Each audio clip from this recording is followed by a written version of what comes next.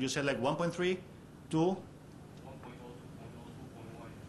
Okay, so I think it's for all of them. Anything that Blue Sea supports already is supported by the plugin. So do you also support the Bluetooth low power version? That I don't know. But the person who wrote command is the person who maintains the Bluetooth stack. So probably he knows the question. So if you go to the command mailing list and ask the question, you will get an answer right away. Second question is, when are you going to support the 4G data plugin? Define 4G. WiMAX is for WiMAX is 4G. Okay, LTE. There is still no LTE hardware as far as we know. So when LTE hardware comes and is available, Is that available? are there drivers for it? Yes. So if you have the driver, if we have access to the drivers and to the hardware, it doesn't have to be us. Somebody can write a plugin for it. What kind of device is it? How does it show itself to the system?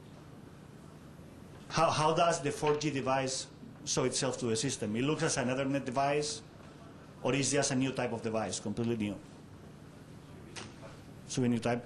So basically, somebody will have to like write one of these plugins for that hardware. We don't have access to any of that hardware.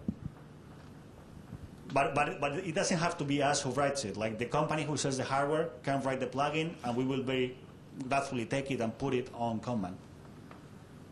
The last question is WiMAX.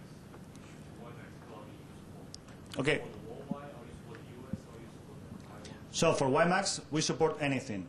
Actually, let me go get something that my friend took away from me, and I'll show you.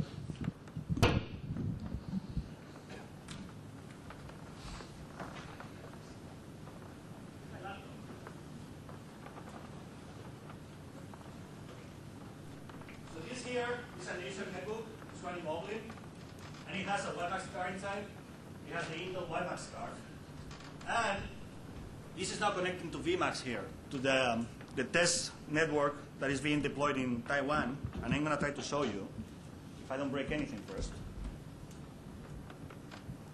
So to reply to your question, like in more detail, the WiMAX services, these WiMAX services, they export something called the Common API that has been defined by the WiMAX Forum, one of the working groups. So this plugin uses that Common API. Now, this doesn't determine if it is for the US or for Taiwan. That doesn't matter. So that API just allows us to scan for networks, connect, disconnect. That's all we have to do. So we don't have any dependency on where we are. And this is the proof. Let me configure it so you guys can see it.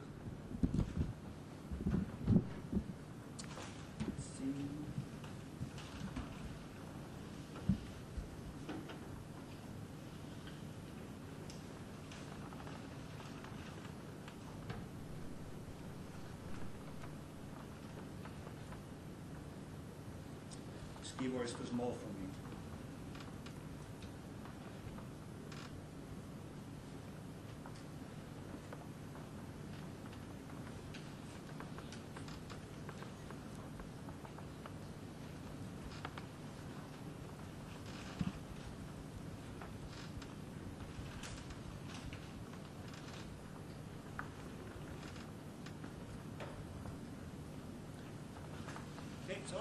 Okay, there we go. So when I start modeling, it looks a little ugly, but normally it looks good, okay? So when I start modeling, this is like the usual modeling desktop. I usually go here to the connection manager UI, and he says, hey, you have a WiMAX network. That's our WiMAX network, okay? That's VMAX. I just hit connect. Takes a while. Configuring, and boom, we are connected. So now we can just open a browser. Actually, I think I have some bookmarks here. And we can go to Engadget, for example.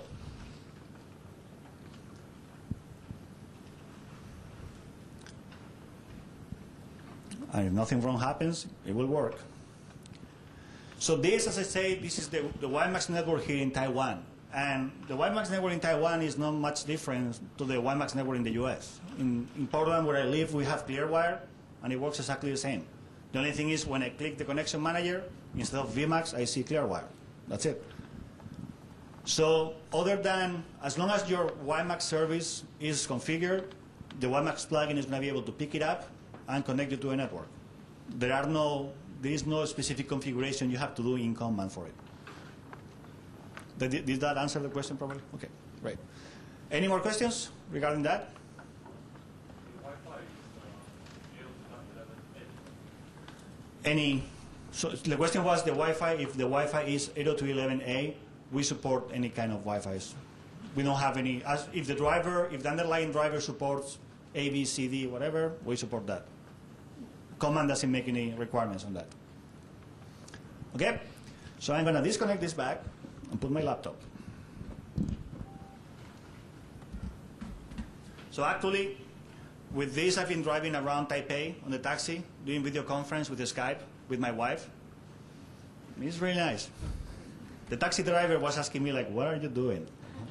Talking to my wife and seeing my kid.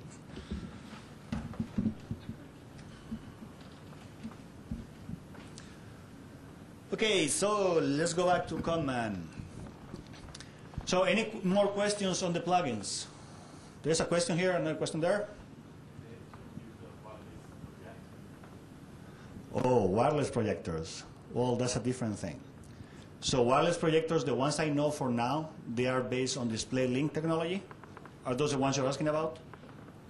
So display link technology is basically wireless USB.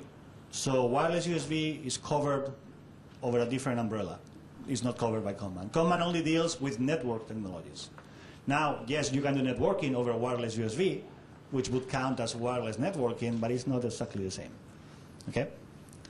Sir? As we know, there are many connection media under the humanity. Yes. I would like to know, is it easy for end user or OEM producers to modify the connection policy or each priority of each connection media? Okay. So the question is if it is easy for users, OEMs, to modify the priorities of the different medias. Yes, all that support is built in. So every device has a priority. Every network associated to a device also has a priority, and the user through the UI or any client of the device interface can modify all those settings. So basically the device interface is the engine for configuration of command. You can use it to display for the user, or you can use it to configure command. Does that answer the question? You don't seem too convinced. Now we have Wi-Fi and Wi-Fi and 3G and Ethernet.